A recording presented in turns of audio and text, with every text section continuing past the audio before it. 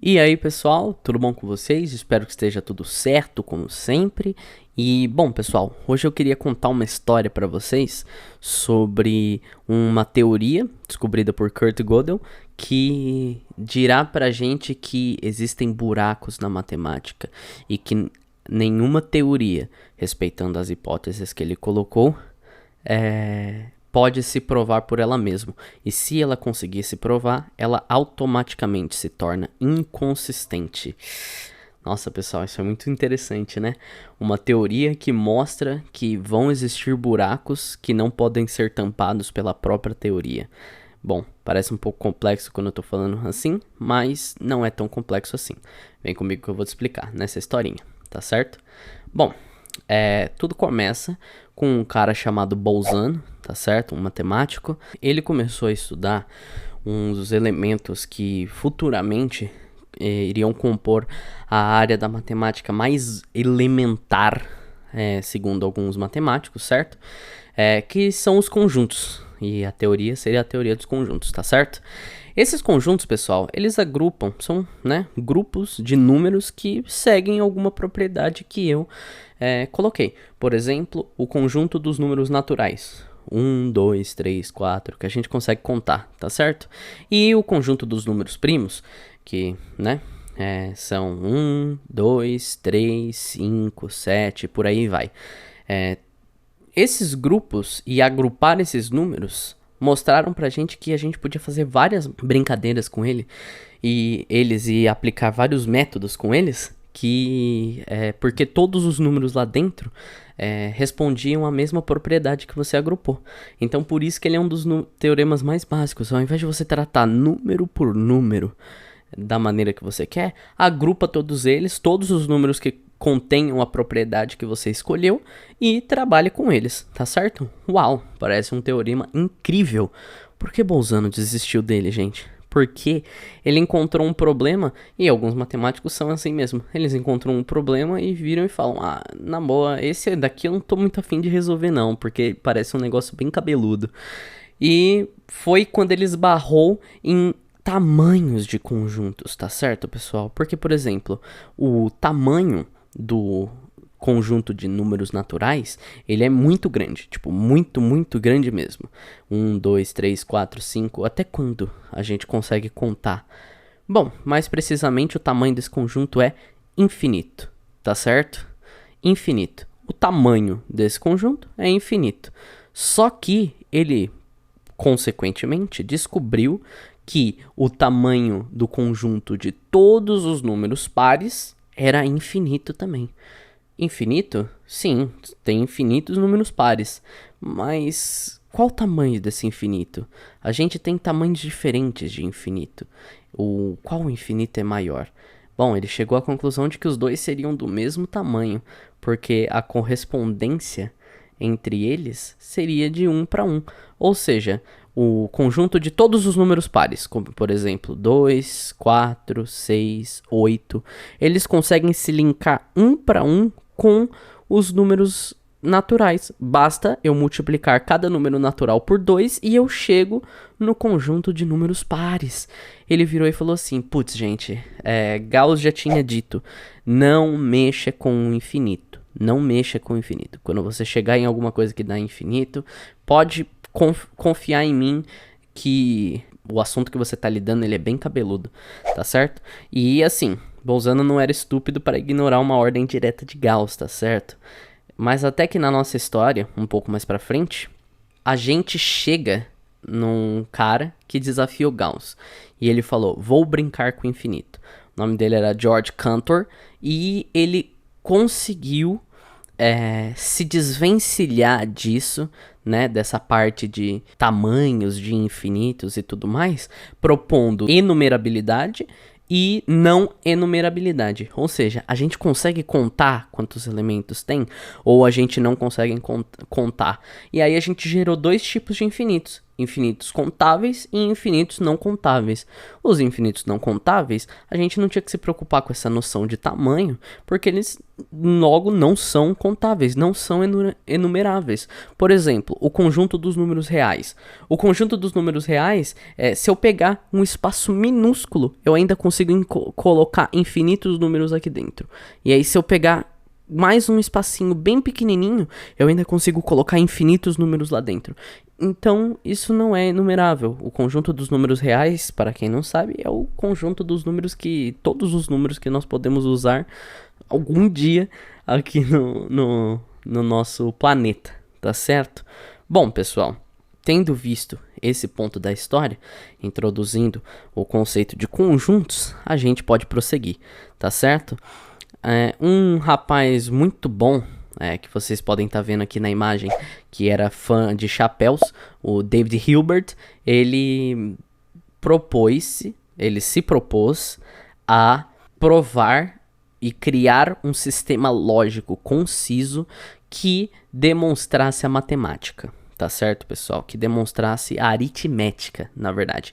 Ele queria consolidar toda a aritmética, que é a matemática dos números inteiros que a gente tem hoje, em um conjunto só, com um grupo de axiomas, sem usar nenhum outro teorema.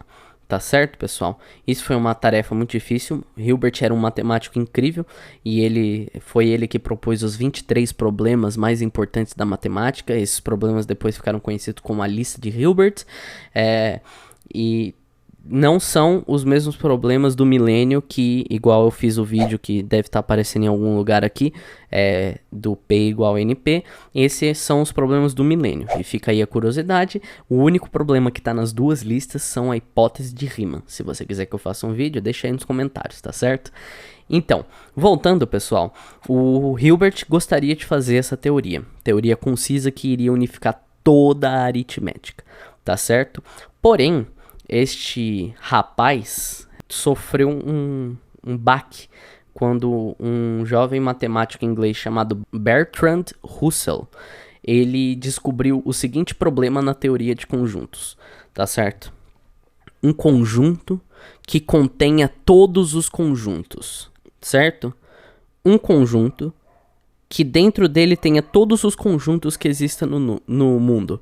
Isso é possível de fazer, a gente pode, não contradiz nada do que a gente tem na teoria dos conjuntos, tá certo? Porém, este conjunto que contém todos os conjuntos é um conjunto, tá certo?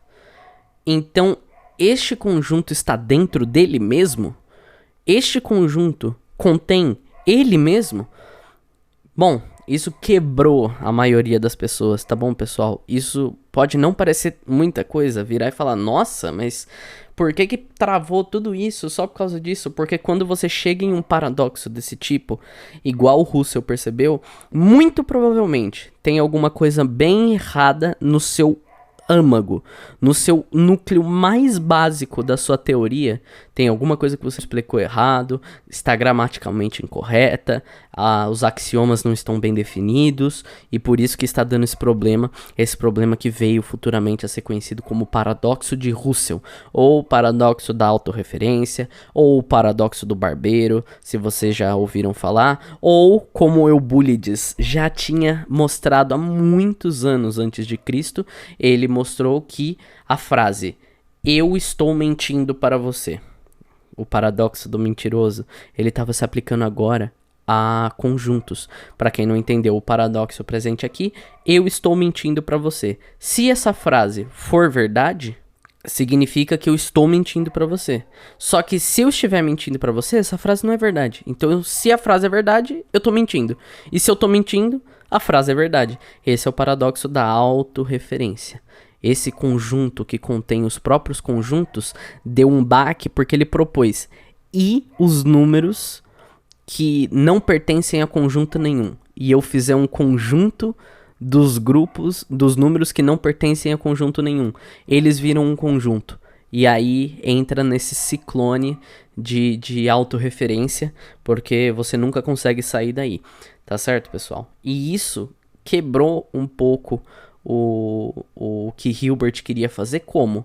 Hilbert estava falando de aritmética, Por que que este paradoxo dos conjuntos acabou aplicando alguma coisa? Haha, é aí que entra o rapaz do nosso vídeo e propôs os seus teoremas da incompletude, o Kurt Gödel, tá certo? Antes, o Russell se propôs a voltar no teorema dos conjuntos e fazer todos os seus axiomas de novo, desde a base. Gente, isso é um trabalho, é literalmente como se você fosse construir um castelo de areia com uma pinça. Você ia estar refazendo o trabalho de anos e anos atrás, você mesmo, de novo, do zero, ignorando tudo que você sabia antes.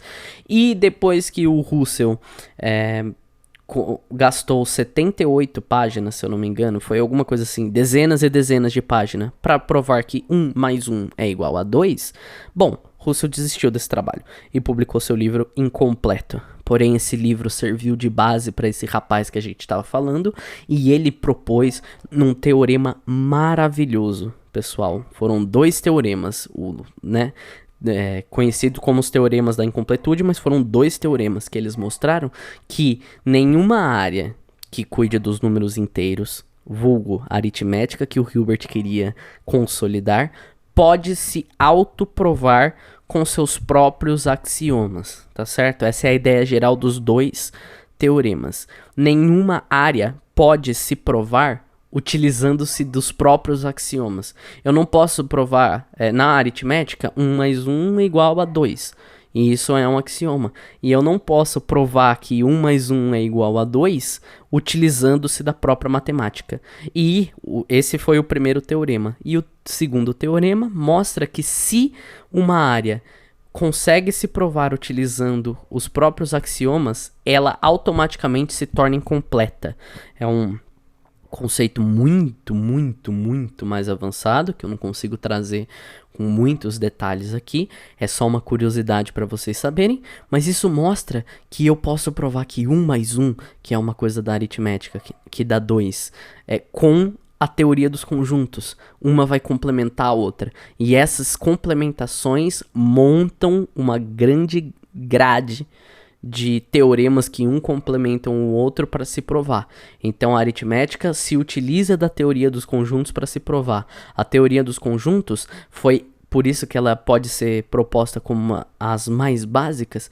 Ela se apoia nos axiomas ZFC, que a gente chama. Ele tem esse nome, ZFC, por causa dos seus criadores, Zermelo, Ernest Zermelo, Abraham Frankel, o F, e o C é o axioma da escolha, que vai dizer qual conjunto você deve escolher para lidar com números infinitos. Você pode ter uma escolha que tire algumas ambiguidades. Esse axioma da escolha contorna o paradoxo de Russell. E esse sistema de axiomas consegue embasar a formação lógica de outros sistemas. Bom, não precisamos nem falar que Hilbert provavelmente odiou fortemente o Gödel, porque ele destruiu o trabalho da vida inteira do Hilbert, propondo esse teorema e mostrando que o Hilbert estava numa caçada furada de tentar unificar a aritmética utilizando-se da própria aritmética, tá certo, pessoal? Bom, essa foi a curiosidade de hoje, a historinha. Espero que vocês tenham gostado. Eu gosto bastante de gravar esses vídeos pra vocês. E lembrando que nós vamos ter vídeo todo dia agora aqui no canal, sendo que de segunda a sexta eu vou postar aulas e de sábado eu vou postar esses vídeos que eu já estava acostumado a postar sobre a vida, o universo e tudo mais aqui no canal, tá certo? De sábado, todo dia, meio-dia. Menos domingo, tá bom? Então é isso, pessoal. Me segue lá no Instagram também, que eu tô com o Instagram novo, Simulação Cancelada, tá certo? E, por favor, deixa o seu joinha se você gostou. Comenta aqui no vídeo se você ficou com alguma dúvida, se você quer um vídeo novo relacionado a esse assunto. E se inscreve aí, é de graça, não custa nada, não vai doer. É só apertar o botãozinho e ajuda bastante o canal. Tá certo, pessoal? Muito obrigado e fui!